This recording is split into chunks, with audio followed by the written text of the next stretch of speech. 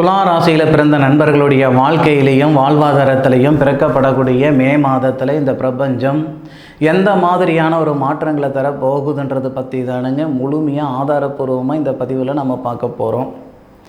மே மாதம் 1ஆம் தேதி புதன்கிழமை அதிகாலை உத்திராடம் நட்சத்திரம்னு சொல்லக்கூடிய விநாயகர் பிறந்த நட்சத்திரத்தில் 4வது பாதத்தில் உத்திராடம் நட்சத்திரம் 4வது பாதத்தில் 277 டிகிரி மகர ராசி மகர லக்னத்தில் தானுங்க மே மாதம் பிறக்கப்படுது. அப்போ பிறக்கப்படக்கூடிய மே மாதம் துலா ராசியில் பிறந்த ஆணுக்கும் சரி பெண்ணுக்கும் சரி எந்த மாதிரியான ஒரு மாற்றங்கள் தரும் அப்படின்றத பற்றி தான் ஆதாரப்பூர்வமாக நம்ம பார்க்க போகிறோம். உங்களுடைய ராசிக்கு சொந்தக்காரர் சுக்கிரன் ராசிக்கு 7வது பாவகத்தில் இருந்து 19ஆம் தேதி வரை உங்களுடைய ராசியை பார்ப்பார். இந்த நேரம் மட்டும்தான் நல்லா இருக்குது. மே மாதம் 1ஆம் தேதியிலிருந்து மே மாதம் 19ஆம் தேதி வரைக்கும் 100% துளாராசி நண்பர்களுக்கு ஒரு நல்ல நேர காலங்கள் தானுங்க. உழைப்புக்கு தகுந்த உயர்வு கொடுக்கும், வாழ்க்கைக்கு ஏற்ற வளர்ச்சி கொடுக்கும், பெரிய லெவலில் சிக்கல் சிரமம் ஏற்படாது. ஏற்கனவே துளாராசி நண்பர்களை பொறுத்த வரைக்கும் ஒருத்தர் கையை பிடிச்சி கூட்டிகிட்டு போகணும் அப்படின்ட்டு உட்காந்துக்கிட்டு இருக்க மாட்டீங்க. உங்களுடைய வேலை என்னவோ செய்துக்கிட்டே இருப்பீங்க. கடமையை செய் பலன் எதிர்பார்க்காதே அப்படின்னு சொன்ன மாதிரி உங்களுடைய வேலைகள் என்னவோ செய்துக்கிட்டே இருப்பீங்க. ஏதாவது ஒரு வகையில் 4 பேருடைய வாழ்க்கைக்கும் வாழ்வாதாரத்துக்கு காரணமாக இருக்கணும் அப்படின்ற ஆதங்கம் மட்டும் நிறையா இருக்கும். பெருசாக சொந்தம் பந்தம் சாதி சனம் அண்ணன் தம்பி அக்கா தங்கச்சி மாமன் மச்சான் 1000 பேர் இருந்தாலும் தானாக கையை ஊனி கரணம் போட்டு சின்னப்பட்டு சிரமப்பட்டு தான் துளாராசி நண்பர்கள் மேலே வரணுமே தவிர இவங்களால் மேலே வந்து அவங்களால மேலே வந்தேன்னு சொல்கிறதுக்கெல்லாம் வாய்ப்புகள் இல்லை. இப்போ உங்களுடைய ராசிநாதனுடைய பார்வை உங்கள் ராசி மேலே படுவது ஓரளவுக்கு பரவாயில்ல, சாதகமாக இருக்குது. ஆனாலும் தனஸ்தானாதிபதினு சொல்லக்கூடிய கிரகம் 6வது பாவகத்தில் மறையிறாரு. இப்போ ஷேர் மார்க்கெட்டில் காசு பணம் போடுறது, யாருக்காவது வட்டிக்கு காசு பணம் கொடுக்கறது, லாட்ரி வாங்கிறது, இதெல்லாம் கொஞ்சம் தகர்த்துக்கிடணும். அதுபோக இந்த ஆன்லைன் சமாச்சாரம், இந்த ஆன்லைனில் ஏதாவது காசு பணம் போட்டு ₹1 கொடுத்தா ₹4 வருது, ₹4 கொடுத்தா ₹8 வருது அப்படின்ற தயவுசெய்து இந்த மாதிரி சூழ்நிலைக்கு போகாதீங்க. ஏன்னா துளாராசிக்கு 7வது பாவகத்துக்கு அதிபதி செவ்வாய், 2வது பாவகத்துக்கு அதிபதி செவ்வாய் 6வது பாவகத்தில் மறைஞ்சி ராகுவோட சேர்ந்து உத்திரட்டாதி நட்சத்திரம்னு சொல்லக்கூடிய தன்னுடைய ஜென்ம விரோதியான குரு சனி பகவானுடைய சாரத்தில் 2வது பாவகத்துக்கு அதிபதி உடல் ஸ்தானாதிபதி குடும்பஸ்தானாதிபதி இருக்கார். 6வது பாவகத்தில் இருக்கிறவர் உங்களுடைய ராசியை வேற பார்க்குறாரு. வாகனத்தில் போனீங்கன்னா நிச்சயமாக சொல்கிறேன், சத்தியமாக சொல்கிறேன், கண்டிப்பாக தொந்தரவுகள் கொடுக்கும். துளாராசி நண்பர்கள் என்னதான் நான் 40 வருஷமாக வண்டி ஓட்டிகிட்ருக்கிறேன், 20 வருஷமாக நான் வண்டி ஓட்டிக்கிட்டு இருக்கிறேன், நான் ஒரே வீலில் நான் 1 கிலோமீட்டர் போகணுங்க இப்படியெல்லாம் சொல்கிறவங்களா இருந்தாலும் வல்லவனை தட்டும் வழுக்கப்பாறைன்ற மாதிரி இந்த தருணத்தில் 2வது பாவகத்துக்கு அதிபதி செவ்வாய் சனியுடைய சாரம் வாங்கி 8வது பாவகத்தில் இருந்து 8வது பாவகத்துக்கு அதிபதி உங்கள் ராசிக்கு 8வது பாவகத்துக்கு போயிடுவார். அப்போது அந்த 6வது பாவகத்தில் இருக்கக்கூடிய அந்த செவ்வாவுடைய பார்வை நீங்கள் வாங்குவீங்க. இதனால் ஒரு சில நண்பர்களுக்கு, அதுவும் மாணவர்களுக்கு, துளாராசி மாணவர்களுக்கு முடிஞ்சளவு வாகனம் தகர்த்துக்கிறது நல்லது.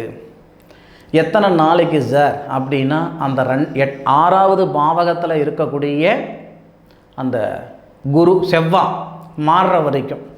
அப்போ கிட்டத்தட்ட மே மாதம் முழுவதும் செவ்வாவுக்கு பயிற்சி இல்லை. மே மாதம் 1ஆம் தேதியிலிருந்து மே மாதம் 31ஆம் தேதி வரைக்கும் செவ்வாவுக்கு பயிற்சி கிடையவே கிடையாது. அப்போ இந்த 1 மாதம் முழுவதும் கொஞ்சம் ஜாக்கிரதையாக இருக்க வேண்டிய ஒரு காலகட்டம் தான். ஒரு மிஷினில் வேலை பார்க்குறீங்க, ஒரு மின்சாரத்தில் வேலை பார்க்குறீங்க, இல்லை டிரைவராக இருக்கிறீங்க, இந்த மாதிரி நபர்கள் கொஞ்சம் சூதானமாக இருக்க வேண்டியது ரொம்ப ரொம்ப அவசியம். குடுக்கல் வாங்கல் வச்சுக்கிறது சரியா, இதெல்லாம் கொஞ்சம் பார்த்து சூதானமாக இருக்கணும். ஒரே ஒரு நல்லது என்னன்னா இந்த சுக்கிரன் 19ஆம் தேதி வரைக்கும் உங்களை காப்பாற்றிடுவார். மழை போல் பிரச்சனை வந்தாலும் பனி போல் தீர்ந்து போயிடும். ஒரு பைக்லேயே 100 போய் கீழே விழுந்துட்டா கூட வேறு யாராவது இருந்திருந்தால் உசுரோடையே இருந்திருக்க மாட்டாங்க. நீ என்னடானா சின்ன காயத்தோடு வந்திருக்கிறியப்பா பரவாயில்ல அப்படின்னு சொல்கிற அளவுக்கு இருக்கும். தலைக்கு வந்தது தலப்பாவோட போகிற மாதிரி இருக்கும் மே மாதம் 1ஆம் தேதியிலிருந்து மே மாதம் 19ஆம் தேதி வரை. அப்போது அதுக்குன்ட்டு நம்ம 100 150 போக முடியாது இல்லைங்களா. எனக்கு காயம் ஆகாது, எனக்கு பெரிய லெவலில் சிக்கல் வராது, நான் கீழே விழுந்தாலும் நான் தைரியமாக தாட்டியமாக எந்திரிச்சிட்டு வந்துடுவேன் அப்படின்ட்டு வீம்புக்கு வீரியத்துக்கு வேட்டையாடக்கூடாது. இல்லை, கொஞ்சம் பொறுத்து இருங்க. ஒன்று, அதே மாதிரி உங்களுடைய ராசியாதிபதி மாறுற வரைக்கும் வேலை மாற்றங்கள் பண்ணாதீங்க. துளாராசியில் பிறந்தவங்க ஒரு ஐடி நிறுவனத்தில் வேலை செய்கிறீங்க, ஏன் ஒரு மளிகை கடையில் வேலை செய்கிறீங்க, ஏதோ ஒரு இடத்துல ஏதோ ஒரு வேலை செய்துக்கிட்டு இருக்கிறீங்க. ஏதோ ஒரு இடத்துல ஏதோ ஒரு வேலை செய்துக்கிட்டு இருக்கிறீங்க. அந்த வேலையை நம்ம பகைச்சிக்கிட்டு அந்த வேலையை விட்டு வேறு வேலைக்கு போகலாமா அப்படின்ற ஆசை வரதான் செய்யும். இந்த நேரத்தில் இப்போதைக்கு போக வேண்டாம். இந்த மே மாதம் முழுவதும் விட்டுடுங்க. ஜூன் மாதத்துக்கு மேற்கொண்டு யோசனை பண்ணலாம். வேறு தொழில் மாற்றங்களுக்கு யோசனை பண்ணலாம். இருக்கிற வேலையை விட்டுவிட்டிங்கன்னா ஏன்டா விட்டோம், எதுக்குடா விட்டோம், எப்படா விட்டோம் அப்படின்ற அளவுக்கு யோசனை பண்ணுற மாதிரி வந்துடும். அதனால் கொஞ்சம் இந்த ஒரு மாதத்துக்கு வேலை மாற்றங்கள் பண்ணுறது வேண்டாம். அதுபோக வெளிநாடு சம்மந்தப்பட்ட வேலைக்கு நான் காசு பணம் கட்டுறேங்க வேண்டாம். தானாக வந்தால் சந்தோஷம், நீங்களே காசு பணம் கட்டி போகிறது வேண்டாம். அதுபோக உங்களுடைய ராசிக்கு 7வது பாவகத்தில் இருக்கக்கூடிய லாபஸ்தானாதிபதினு சொல்லக்கூடிய சூரிய பகவான் கிட்டத்தட்ட ஒரு 14 நாள் இருக்கார். ஏற்கனவே 19 நாளுக்கு உங்களுக்கு பெருசாக சங்கடம் வராதுன்னு சொன்னேன். அப்போ சூரிய பகவான் லாபஸ்தானாதிபதி உச்சத்துலேருந்து நீச்சத்தை பார்க்குறாரு. அதுபோக சூரிய பகவான் முதல்ல யாருடைய சாரம், உங்களுடைய ராசிநாதனுடைய சாரம், சுக்கரனுடைய சாரம், சுக்கரனோட சேர்ந்து இருந்து உங்கள் ராசியை பார்க்குறாரு. பிறகு சூரியனுடைய சாரம். அப்போ 14ஆம் தேதி வரைக்கும் சத்தியமாக பெருசாக சங்கடம் வரப்போகிறதில்லை. இப்போ நான் என்ன தான் சொன்னாலும் 14ஆம் தேதி வரைக்கும் ஓரளவுக்கு சாதகமாக இருக்கும். 19ஆம் தேதி வரைக்கும் இன்னும் கொஞ்சம் சாதகமாக இருக்கும். 19ஆம் தேதிக்கு மேற்கொண்டு தான் பாதகம். அப்போ கொஞ்சம் சூதானமாக இருங்க. அதுபோக ஏதாவது ஒரு வகையில் 4 காசு வந்துடும் இந்த நேரத்தில். மே 1லேருந்து பார்த்துக்கிடுங்களேன். மே 1லேருந்து மே 14 வரைக்கும் ஏதாவது ஒரு ஒரு ரூபமாக நமக்கு ஏதாவது ஒரு வகைகளில் நமக்கு காசு பணம் வந்துக்கிட்டே இருக்கும். ஆனாலும் இந்த நேரத்தில் மிச்சமெல்லாம் பண்ண முடியாது. மாடு கறக்கிறதுக்கும் பூனை குடிக்கிறதுக்கும் சரியாக போச்சுன்னு சொல்லுவோம் இல்லைங்களா நம்ம கிராமத்தில். அப்படி தான் துளாராசி நண்பர்களுக்கு இருக்கும். ஒரு 14 நாள் பரவாயில்ல, மாடு கறந்தாலும் பூனை குடித்தாலும் பரவாயில்ல, மாடு கறக்கலைன்னா பூனை என்னத்தை குடிக்க போகுது அப்படின்ட்டு நம்ம யோசனை பண்ணுவோம் இல்லையா. அப்போது ஓரளவுக்கு பரவாயில்லையாக இருக்கும். குரு மாறுறாரு, 1ஆம் தேதியே மாறிடுவார். குரு மாறுறது துளாராசி நண்பர்களுக்கு ஆஹா ஓஹோன்னெல்லாம் சொல்ல முடியாது. ஏதோ ஓரளவுக்கு தான் சாதகமாக இருக்கும். அது பார்த்துக்கிடணும். ஒரே ஒரு நல்ல விஷயம் என்னென்னா, குரு மாறுறதில் கெட்டவன் கெட்டினால் கெட்டவன் கெட்டுப்போனால் கிட்டிடம் யோகம் சொல்லுவாங்க, ராஜயோகம்னு சொல்லுவாங்க. நம்ம துளாராசி நண்பர்களுக்கு குரு பகவான் நல்லவர் கிடையாது. ஏன்னா நம்ம ராசிநாதன் சுக்கிரனுக்கு ஜென்ம விரோதி. அசுரகுருன்னு சொல்லக்கூடிய சுக்கிரனுக்கு தேவகுருன்னு சொல்லக்கூடிய குரு பகவான் ஜென்ம விரோதி. குருவுக்கு வேணும்னா சுக்கிரன் நண்பனாக இருக்கலாம், நண்பனாக ஏற்றுக்கலாம். ஆனால் ஒருபோதும் சுக்கிரன் குருவை நண்பனாக ஏற்றுக்க மாட்டார். அப்போது அந்த கெட்டவன், நம்ம ராசிக்கு கெட்டவன் நம்ம ராசி இடத்துலையே, அதாவது ரிஷபத்திலேயே 8வது பாவகத்தில் மறைகிறாரு, பகையாகிறார். குரு பயிற்சியால் இப்படி ஆயிடுச்சு அப்படி ஆயிடுச்சானெல்லாம் நீங்கள் நினைக்க தேவையில்லை. ஓரளவுக்கு பரவாயில்லையாக தான் இருக்கும். ஆஹா ஓஹோன்னு இருக்காது, நல்லா புரிஞ்சுக்கோங்க. ஆஹா ஓஹோன்னு நிச்சயமாக இருக்காது. ஆனாலும் இருக்கிற நிலைமையிலேருந்து கீழே போகாமல் இருந்துக்கிடுவீங்க.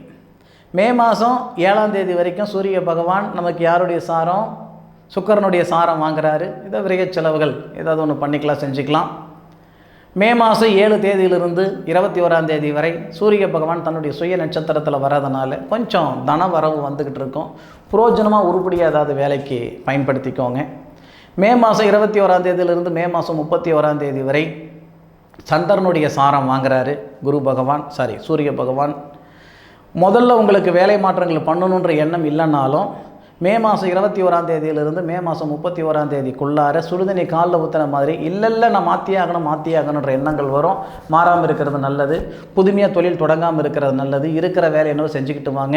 அடுத்த மாதமான ஜூன் மாதத்தில் என்ன பண்ணலான்றது நம்ம யோசனை பண்ணலாம். எது எப்படி இருந்தாலும் மே மாதத்தில் துளாராசி நண்பர்களுக்கு ஆஹா ஓஹோனெல்லாம் சொல்ல முடியாது. எது ஓரளவுக்கு பரவாயில்ல, நேர்ந்து நிறைவே ஓரளவுக்கு வரலாம். உங்களுடைய சுய ஜாதகத்தில் ஒரு சில மாற்றங்கள் ஏற்படலாமே தவிர கோட்சார பலன்கள் இதுதான். சரியா? என்னுடைய காணொலியை முழுமையாக பார்த்தமைக்கு மனசில் இருந்து மனமார்ந்த நன்றிகளை சொல்லிக்கிறேனுங்க. நான் சொன்ன பலன்கள் எத்தனை பேருக்கு நடந்தது, எத்தனை பேருக்கு நடக்கலை அப்படின்றது கமெண்ட் பாக்ஸில் பதிவு பண்ணுங்கள். மீண்டும் அடுத்த ஒரு அற்புதமான தருணத்தில் உங்கள் அனைவரையும் சந்திக்கும் வரை உங்களிடமிருந்து விடை பெறுவது உங்கள் வீட்டு ஜோதிட நண்பனான மா காளிதாஸ் மணிகண்டன். திருச்சிற்றம்பலம். வாழ்க வையகம், வாழ்க வளமுடன்.